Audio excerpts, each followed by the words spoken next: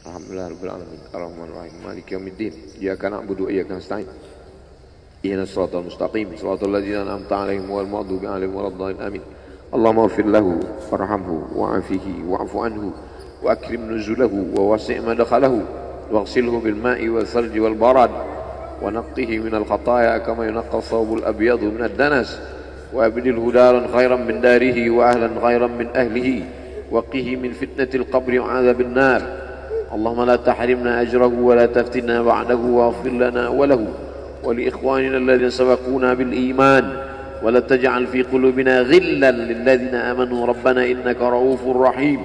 اللهم اجعل أهله وتلامذته وطلابه من الصابرين الذين إذا أصابتهم مصيبة قالوا إنا لله وإنا إليه راجعون. اللهم اجعل أبناءه وبناته من الصالحين والصالحات واحفظهم من كل سوء وشر.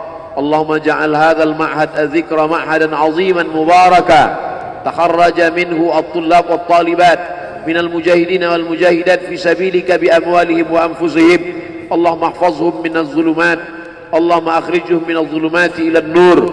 اللهم وفقنا لما تحبه وترضاه. اللهم اجعل أبناءنا وبناتنا من حفاظ القرآن والحافظات. اللهم اجعل قبره روضة من رياض الجنان، لا تجعل قبره حفرة من حفر النيران. وصلى الله على سيدنا ومولانا وشفيعنا وذخرنا محمد وعلى آله وصحبه وسلم والحمد لله رب العالمين. Kalau sayang dengan almarhum, hidupkan majelisnya, meramaikan, bangkitkan semangat, tunjukkan kepada Allah Subhanahu wa taala bahwa kita cinta. Sab'atun yudhilluhumullah, 7 orang yang dapat naungan yauma la illa dhilluh, hari itu tak ada naungan kecuali naungan Allah. Rajulani, 2 orang, tahabba fillah, berkasih sayang karena Allah, ijtama'a alaih, bersama karena Allah, wa tafarraqa alaih. Saya berharap saya dengan almarhum, saya dengan Abah Raud, saya dengan para sahabat termasuk yang mendapatkan naungan ini. Saya dengan almarhum tak ada hubungan kepentingan, kami tak ada hubungan politik, kami tak ada hubungan ekonomi. Kami murni karena la ilaha illallah Muhammad Rasulullah. Alaiha nahya, dengan itu kami hidup. Wa alaiha namutu, dengan itu kami mati. Wa biha nub'atsu insyaallah, dengan itu juga nanti kita akan dibangkitkan. Sayang dengan Nabi, hidupkan masjid-masjid. Sayang dengan ulama, hidupkan majelis-majelisnya. Jaga peninggalan-peninggalannya. Lanjutkan perjuangannya. Itu bukti sayang. Sayang bukan di tepi bibir, sayang bukan basa-basi. Oleh sebab itu kita akan dituntut di hadapan Allah tentang nikmat besar ini. Mudah-mudahan kita lulus ujian dunia, ujian akhirat. Amin ya rabbal alamin. Terima kasih segala perhatian. Mohon maaf segala kesilapan dan kekhilafan. Jangan lupa salat sunat isyraq 2 rakaat. Terima kasih. Wassalamualaikum warahmatullahi wabarakatuh. Jangan lupa subscribe, like, and share.